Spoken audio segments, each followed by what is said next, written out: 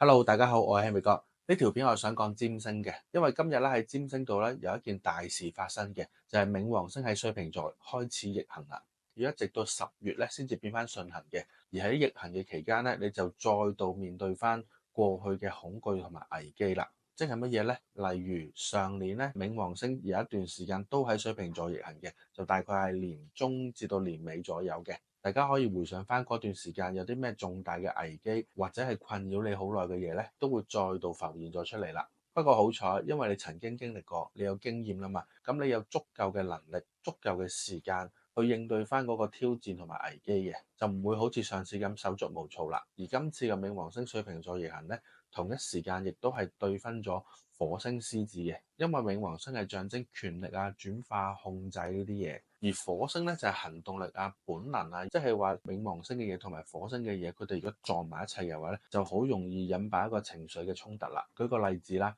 火星獅子咧就強調我係要被重視嘅，你一定要注意到我嘅存在嘅。但冥王水瓶就唔係咁諗啦，真正嘅親密關係咧唔係表現出嚟嘅，唔係一個舞台嚟嘅，而係一定要誠實，你唔好呃我。所以呢段時間咧，你好容易會質疑一段親密嘅關係嘅，從而產生呢個不安。而呢個不安咧會突然間大爆炸嘅，咁就會有一個情緒嘅衝突出現啦。咁對一段關係嚟講，咁就要反思翻一啲嘢啦，即係例如你之前會唔會係太過迎合佢咧，從而做一啲表現出嚟咧？而目的就係為咗去掌控佢咧，所以冥王逆行咧就係要我哋嘗試去放下呢種權力，放下呢種掌控，面對翻你內在嘅恐懼，試下用更加成熟嘅方式去處理翻呢段關係咯。所以咧，我喺呢度咧就會分風火水土四大元素嘅星座咧，去建議大家呢排可以做啲乜嘢。例如火象星座有白羊座啦、射手座啦、獅子座啦，嘗試去放慢腳步，唔好急住去證明自己，要留意下對方講啲乜嘢同埋諗啲乜嘢。